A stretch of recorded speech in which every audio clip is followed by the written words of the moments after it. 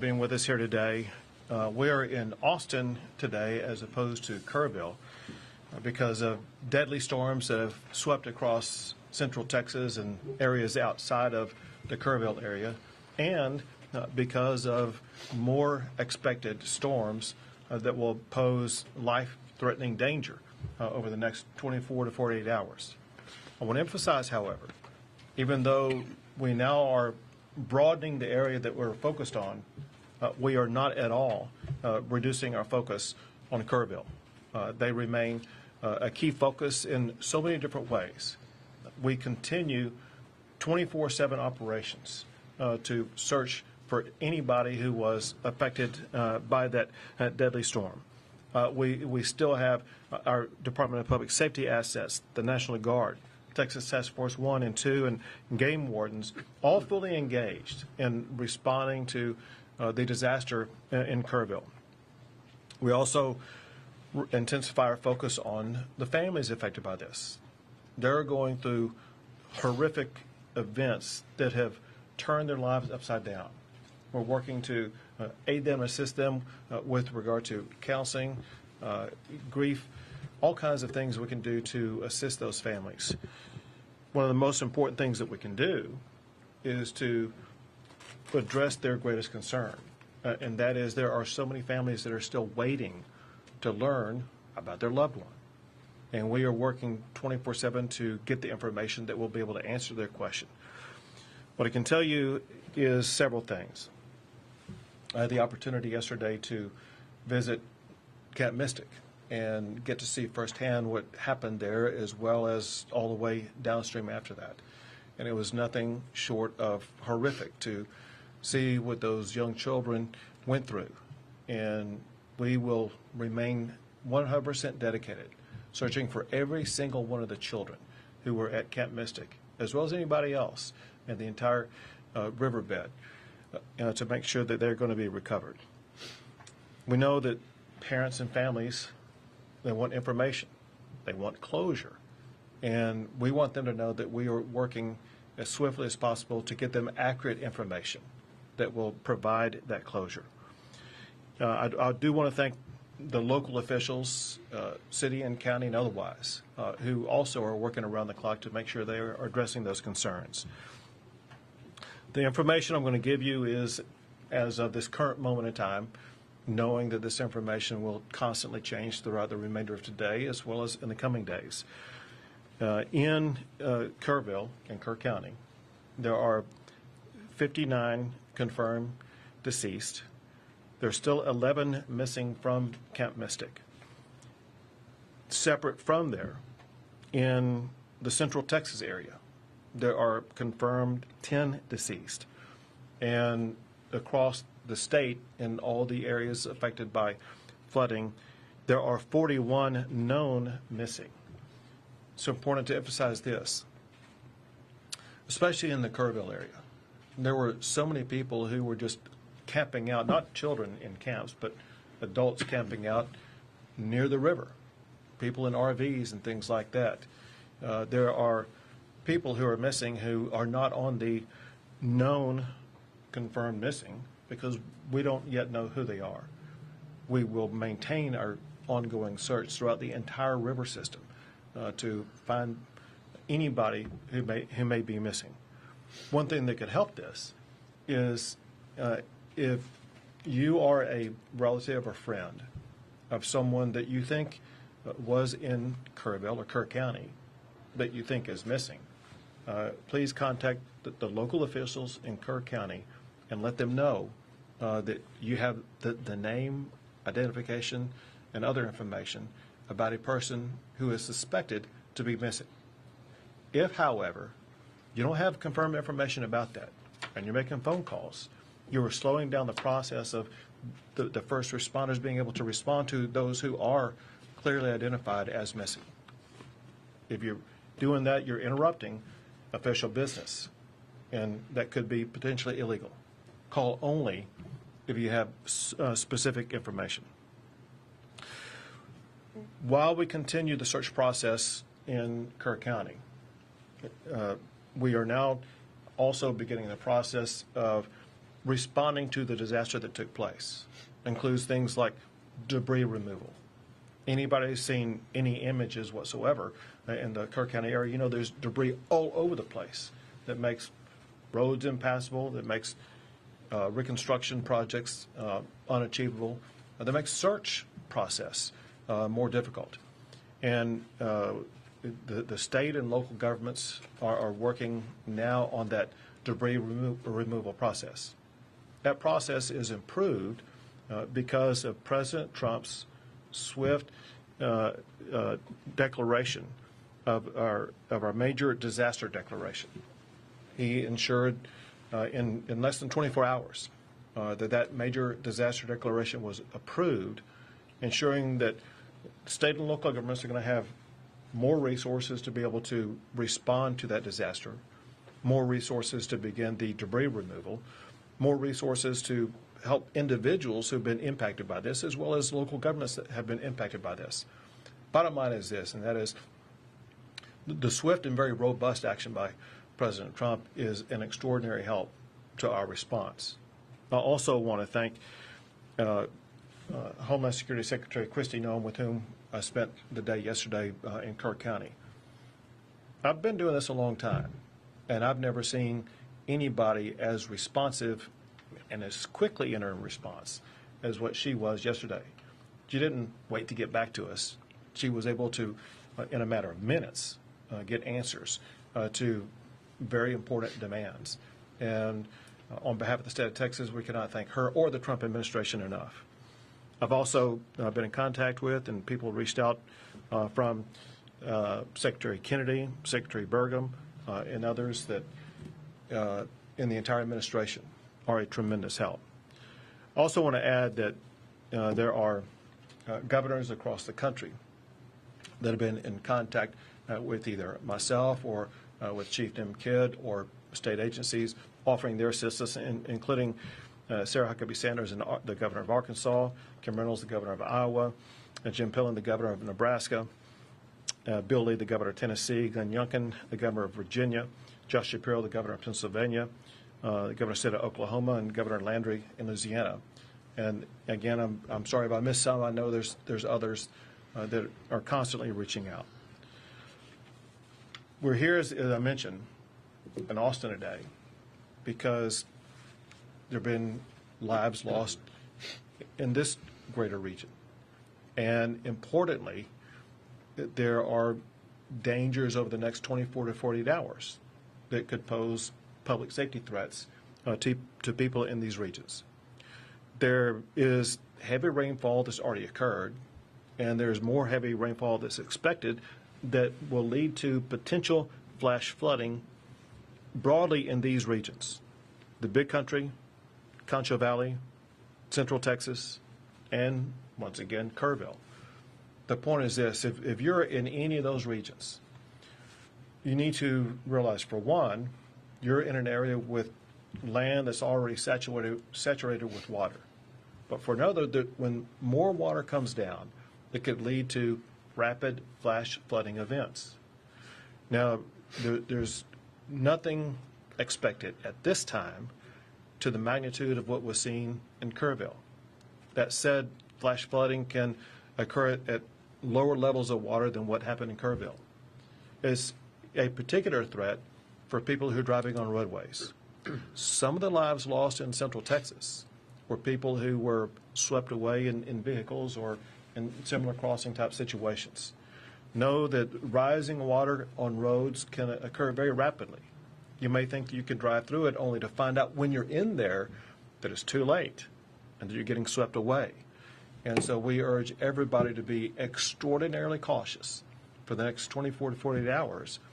If there's any water on the road, you got to be safe. There's an old saying for a reason, because it's true, and that is, turn around, don't drown. You don't need to get from point A to point B if it's going to risk your life. Your job, the most important thing you can do, is to protect your lives. And taking a step back, for all of us up here, that's our number one job. We put public safety first, and we'll worry about the physical damage second. There are still public safety issues and lives to be saved in Kerr County. There are lives to be saved in all these regions that I just mentioned here. We want our fellow Texans to be safe and secure, and you can do more about that yourself than anybody else can. With that, I will, pass it to you, Colonel. Yes, sir. Colonel Freeman Martin of the Texas Department of Public Safety. It's been a tough 3 days for Texans, and I can assure you here at this table today that everything that can be done is being done. Currently, we have operations going on in several different counties. Williamson County had 3 people missing. They recovered 1, 2 are still missing. Ongoing searching. Burnett County is missing, 2 people missing. The fire chief and a 17-year-old female. The Department of Public Safety is offering any and every resource that we have to help with those searches, whether it be boat teams, rescue, divers, helicopters, drone operators, drones. So there's a lot of work being done. The governor's very accurate. The ground is saturated, so now a little bit of rainfall and watershed can cause issues. Williamson County is well aware of that. The ground was saturated. They knew that it had issues, and they evacuated neighborhoods, which saved lives. And all that being done, they still have 3 that were washed away.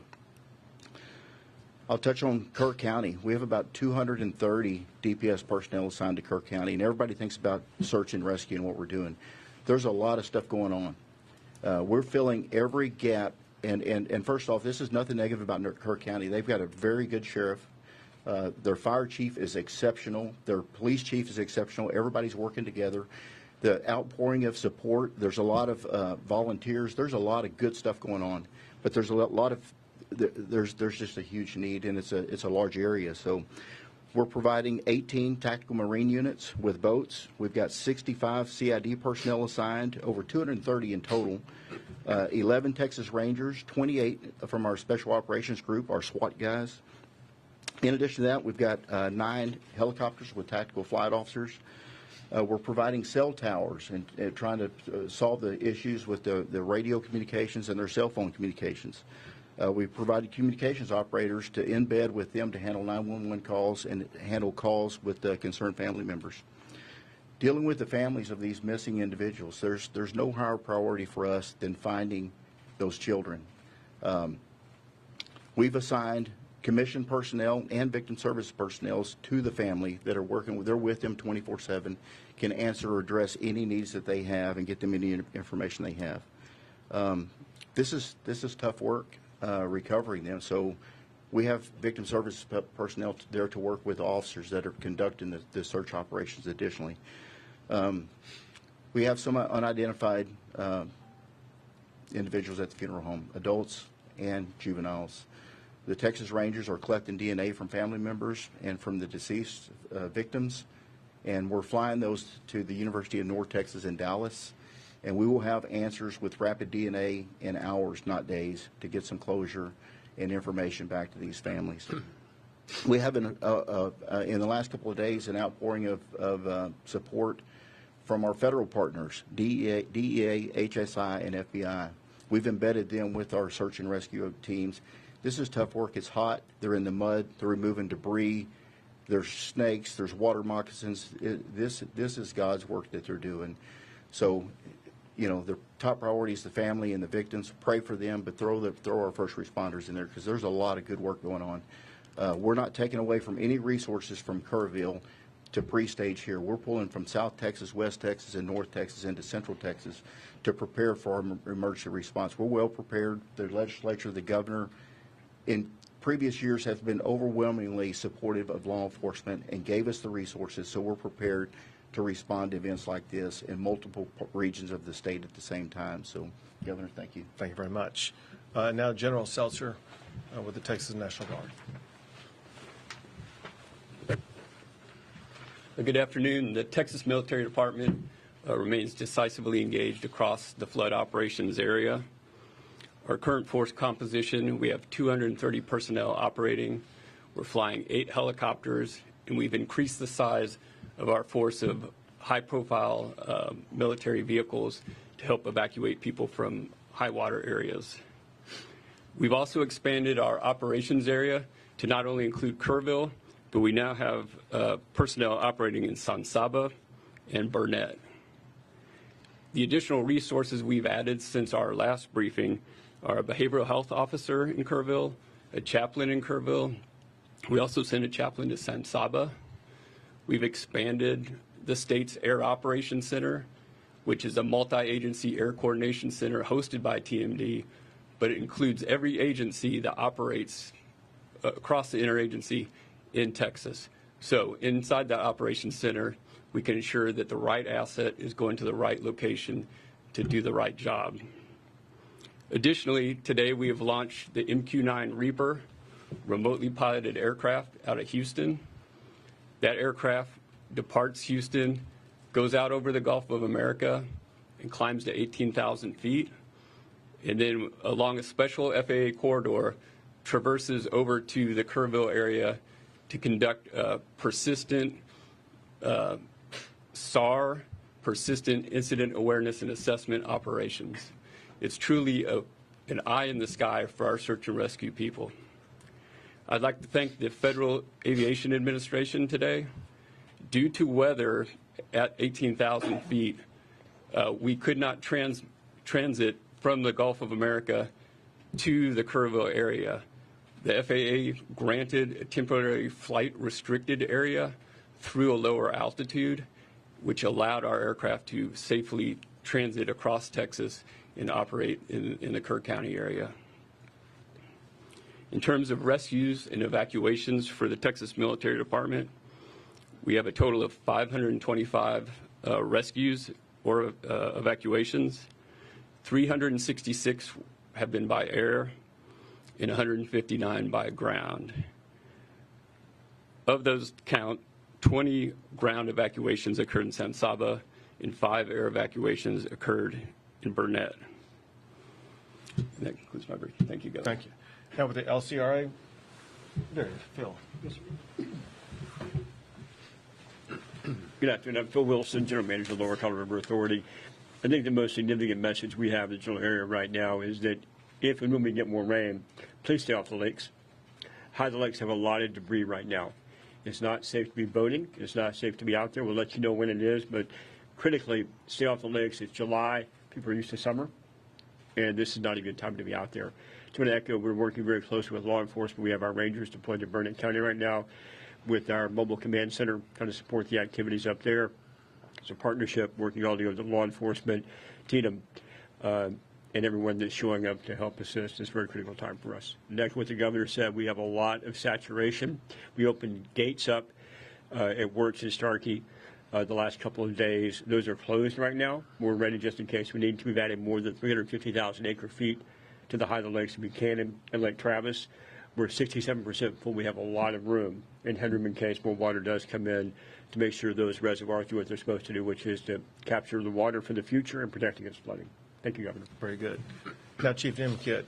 Thank you, Governor. And I want to remind everyone, life safety is still our #1 priority. And what I mean by that is, and Colonel Martin said it very well, Kerrville and Kerr County have great local emergency managers and responders. They really do. But they're a community of about 55,000 people. And they had a lot of people there that were not from that area visiting, vacationing. And their resources, and this is what the state government does when a local community gets overwhelmed, is we send in additional resources. So our hats are still off to all of those local responders that live and work in that community, and that their homes and families were also impacted, and they're still there on the job. We owe them a great amount of gratitude. Second, we continue with our search, not only in Kerr County, but everywhere that we know we have missing people. And I need your help in being very cautious. Let's not get wrapped around the axle on the word recovery. You're going to start hearing the word recovery used in a lot of different contexts. Be very careful how you use that word, because I'm going to be careful how I use that word as well. We are going to begin recovery operations. That is debris cleanup. That is opening roads. That does not mean we are no longer doing search for live victims, because we still are. We are still out there in very much hopes, very much fueled by the compassion that we show for these families, that we're doing everything we can to find their missing loved ones. So please help me in making sure that we're not wasting our time and efforts on debating over the meanings of words. Let's get clarity when we ask those questions. Second, I'm asking, we've driven around Kerr County and the other areas a lot. We have a lot of people that are traveling in because they want to see firsthand the damage. I'm asking you, if you're not from the community and if you're not involved in our response and rescue and recovery efforts, stay out of the area. Stay out of the area because you don't know the area. Another thing I'm getting right this minute during this press conference is reports of an additional wall of water coming down some of the creeks going into the forks. And I want you to think about that for a second. If you're not from that area and you don't know the low water crossings, you could find yourself in a very dangerous situation. The next thing is we see a lot of information on social media about volunteers and spontaneous volunteers being frustrated because they can't help. We are evacuating parts of the river right now because we're worried about another wall of water coming down in those areas. If you're a volunteer there that you're not checked into our operations, we have no way of accounting for you right now. There is a process that we use to get volunteers into the response, and I'm asking for your help and to get that message out. It's not that we think we don't need any help. It's that we want to make sure everyone helping is doing the job that we need, where we need it, and when we need it, and we have the ability to communicate with them. And then finally, I want to talk a little bit about the word recovery as it relates to the President's disaster declaration. We are very excited to begin those recovery operations with our federal partners who have been here with us in the Emergency Operations Center since last Thursday, since before all of the actual flooding and disaster started. And we're going to work very close with those partners to help our local communities and our families that are impacted by this recover from this disaster as fast as possible. Thank you, Governor. Thank you. We'll take a few questions. Go ahead. Isabel, I know that you mentioned 10 deaths in Central Texas. Is there any way you could give us a breakdown of the cities? We sure can. Chief Kidd has it. So we're showing reaffirmed 3 in Burnett County, 1 in Tom Green County, 5 in Travis County, and 1 in Williamson County. And again, those numbers are a few hours old. Those numbers could go up, but that's what we had as the time preparing for this briefing. You said what county? Tom Green. Tom Green? Tom Green. Yes, ma'am. San Angelo area.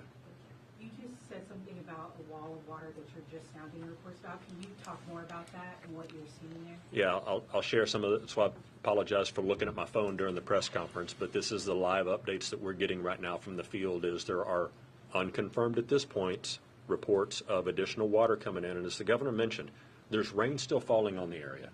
It's not going to take the same amount of rain that caused this damage to make the current water levels rise up, right? Because the ground is already saturated. So any rain that falls can be perceived as life-threatening rain. And so if you're in a low-lying area, we need you to move yourself out of that low-lying area.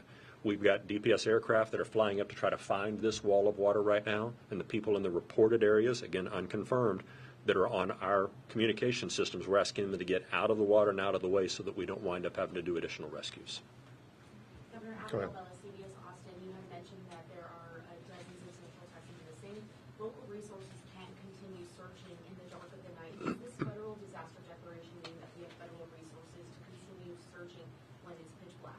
Sure. Well, first of all, on the federal disaster declaration, it applies right now to Kerr County. Let me go back. Let me see the total, my disaster declaration counties. So let me walk you through this. So I made an original state disaster declaration, and then I amended it to add more counties. Let me first go back over those counties, then I'll explain to you what's going on. Under the state disaster declaration includes the following counties: Bandera, Bexar, Burnett, Caldwell, Koch, Comal, Concho, Gillespie, Guadalupe, Kendall, Kerr, Kimball, Llano, Mason, McCullough, Menard, Reeves, San Saba, Tom Green, Travis, and Williamson. That means that because of that the state is providing additional resources for those counties and state-based assistance. On the federal disaster declaration, for the time being, that includes only Kerr County. And they are waiting to see the magnitude of what happens in other counties before they may potentially expand that, the federal disaster declaration, to include other counties. So for now, local resources have to stop search and rescue efforts when the fall. That's not accurate. We have drones and helicopters that have thermal and night vision and FLIR where they can search at night. Our special operations groups have that. And, at the law enforcement level, we don't really wait for a federal declaration. the feds come. They're there. They're helping. They offer assets and resources. This helps with funding and additional resources and bringing in from out of state. But our local federal partners they're very involved. So we've, of course, we're a lot more productive during the day, but we search at night, and we're seeing some really good results, which is good. But the bad news is you will see the death toll rise today and tomorrow. One other thing to add to that is the U.S. Coast Guard, part of the federal government, was here working long before the declaration was granted based on our partnership and relationship. So we still have Coast Guard assets here, and they will operate at night as well. Thank you for the question. Go ahead. Bayless Lardner, also Could you talk a little bit more about the warnings that local officials got, the way that the state and the federal government communicated with local officials, and whether you believe that these deaths were preventable? So there were multiple steps taken by the state that I'll let Chief Kidd talk about, but the state began setting up operations in preparation for what could happen in Kerr County. It happened in the early morning hours of the 4th, which is Friday, and the state had pre-positioned assets and resources in and around that area beginning on Wednesday before the storm on Friday. As we learned more on Thursday, more assets were provided in various regions. We knew, based upon predicted weather, certain regions where the rain may fall.